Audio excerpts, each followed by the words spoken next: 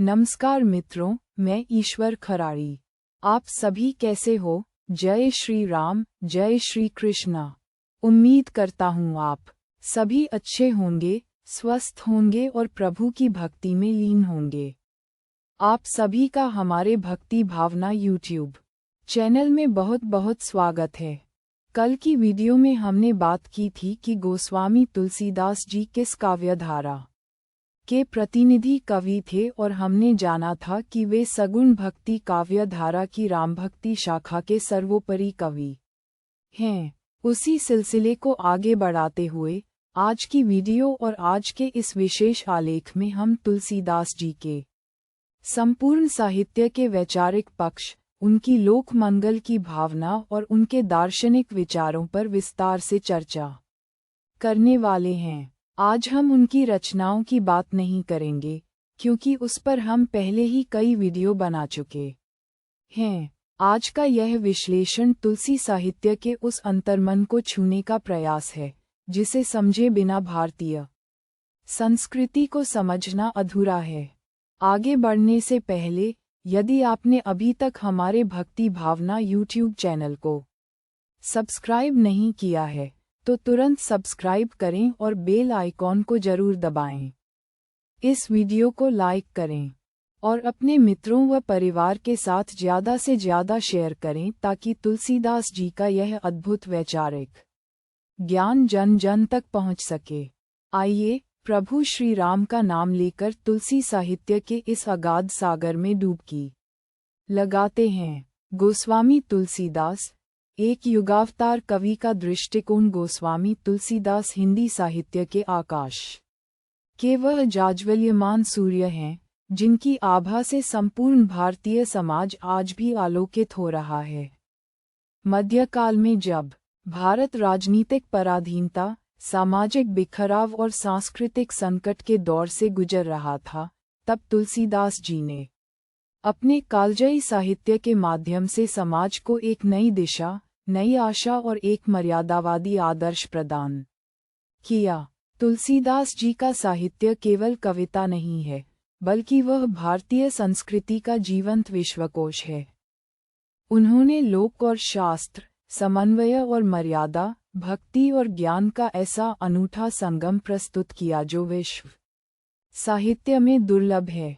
तुलसी साहित्य की मूल प्रेरणा और पृष्ठभूमि तुलसीदास जी के साहित्य को समझने के लिए उस समय की सामाजिक, धार्मिक और राजनीतिक परिस्थितियों को समझना अत्यंत आवश्यक है।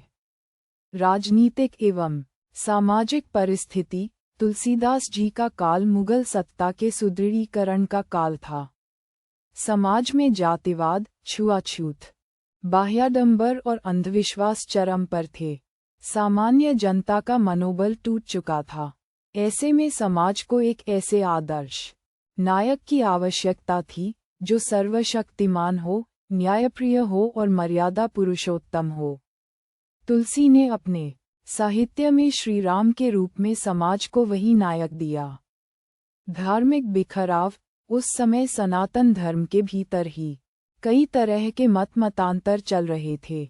शैव और वैष्णव आपस में लड़ रहे थे। ज्ञान मार्ग और भक्ति मार्ग में द्वंद्व था तथा सगुण और निर्गुण के उपासक एक दूसरे को नीचा दिखाने का प्रयास कर रहे थे। तुलसीदास जी ने अपने साहित्य के माध्यम से इन सभी विरोधी तत्वों के बीच समन्वय, हार्मोनाइजेशन स्थापित किया। तुलसी साहित्य की मुख्य वैचारिक विशेषताएं एवं दर्शन। तुलसीदास जी का साहित्य केवल कलात्मक सौंदर्य के लिए नहीं जाना जाता, बल्कि उसके पीछे एक गहरा जीवन दर्शन और सामाजिक सरोकार है। उनके साहित्य की मुख्य वैचारिक विशेषताएं निम्नलिखित हैं। 1. समन्वय की विराट चेष्टा, द फिलॉसफी ऑफ हार्मोनाइजेशन। आचार्य रामचंद्र शुक्ल ने लिखा है, तुलसीदास जी का पूरा काव्य समन्वय की विराट चेष्टा है। तुलसी ने अपने समय के हर सामाजिक और धार्मिक टकराव को समाप्त करने का प्रयास किया। शैव और वैष्णव का समन्वय। उन्होंने राम के मुख से कहलाया, शिवद्रोही मम दास कहावा, सो नर मोही सपनेहु नहे भावा। यानी जो शिव का द्रोह करके मेरी भक्ति करना चाहता है, वह मुझे सपने में भी प्रिय नहीं है। इस प्रकार उन्होंने शिव और विष्णु के भक्तों के बीच की खाई को पाट दिया। सगुण और निर्गुण का समन्वय। तुलसी ने स्पष्ट किया कि सगुण और निर्गुण में कोई मौलिक अंतर नहीं है। अगुण ही सगुण ही नहीं कछु भेदा, गावहीं। श्रुति पुराण बुद्ध वेदा। जैसे पानी और बर्फ में कोई अंतर नहीं होता, वैसे ही निराकार ब्रह्म ही भक्त के प्रेम के वश होकर साकार रूप धारण करता है। राजा और प्रजा का समन्वय। उन्होंने रामराज्य की परिकल्पना देकर शासक के कर्तव्य और प्रजा के अधिकारों में अद्भुत सामंजस्य बिठाया। 2. मर्यादा और आदर्शों की स्थापना। तुलसी का साहित्य समाज को मर्यादित जीवन जीने की प्रेरणा देता है। उनके साहित्य के पात्र नैतिक आदर्शों की पराकाष्ठा हैं। आदर्श भाई लक्ष्मण और भरत का त्याग। भरत राजपाट को त्याग देते हैं और लक्ष्मण 14 वर्ष भाई की सेवा में जंगलों में बिताते हैं। आदर्श पति पत्नी। राम और सीता का एक दूसरे के प्रति अगाध प्रेम, सम्मान और निष्ठा। आदर्श राजा श्री राम, जो अपनी प्रजा के सुख और न्याय के लिए अपने व्यक्तिगत सुखों का परित्याग करने से भी पीछे नहीं हटते। 3. लोक मंगल की भावना। वेलफेयर ऑफ थे सोसाइटी। तुलसीदास जी स्वांतः सुखाय, अपने आत्मिक सुख के लिए लिखने के साथ साथ लोकहित को साहित्य की कसौटी मानते हैं। उनकी दृष्टि में वही साहित्य श्रेष्ठ है जो गंगा नदी की तरह सब पर समान कृपा करने वाला और सबका हित करने वाला हो। कीरति भनिति भूति भली सोई, सुरसरी सैम सब कह हित होई। 4. भक्ति का स्वरूप। दास्य भाव और ज्ञान का समन्वय। तुलसीदास जी की भक्ति दास्य भाव की है, जहाँ वे स्वयं को राम का सेवक या चाकर मानते हैं और प्रभु को सर्वशक्तिमान स्वामी। वे लिखते हैं, तुलसीदास प्रभु मोर साहिब में राम को चेरो, परंतु उनकी यह भक्ति अंधी या एकांगी नहीं है। उन्होंने अपने साहित्य में प्रतिपादित किया कि भक्ति के मार्ग में ज्ञान और वैराग्य का होना भी उतना ही आवश्यक है जितना कि प्रेम का। आधुनिक युग में तुलसी साहित्य की प्रासंगिकता। आज के आधुनिक समाज में जहां मानसिक तनाव, पारिवारिक बिखराव और नैतिक मूल्यों का पतन हो रहा है, वहां तुलसीदास जी द्वारा प्रतिपादित जीवन मूल्य हमें सही रास्ता दिखाते हैं। पारिवारिक विघटन का समाधान।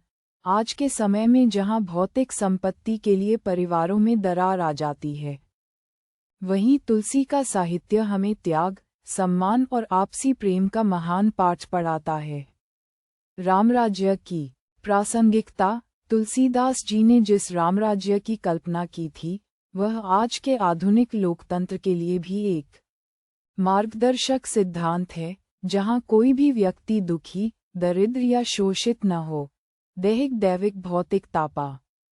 राम राज काहू ही नहे व्यापा, सब नर कर ही परस्पर प्रीति, चल ही स्वधर्म निरत श्रुति नीति।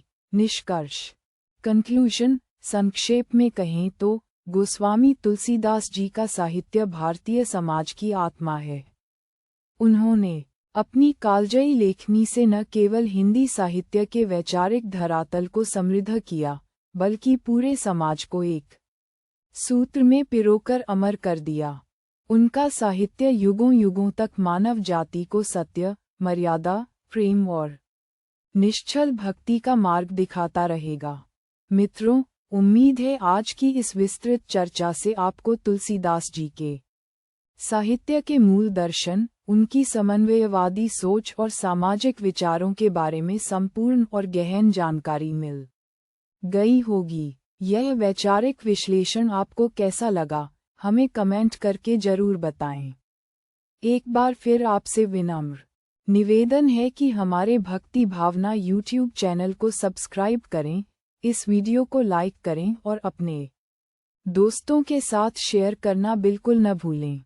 कल की वीडियो में हम एक और नए और ज्ञानवर्धक विषय के साथ आपके सामने उपस्थित होंगे। तब तक के लिए प्रभु की भक्ति में लीन रहिए, राम नाम जपते रहिए। बोलिए सियावर रामचंद्र की जय, पवन सुत हनुमान की जय। जय श्री राम, जय श्री कृष्णा।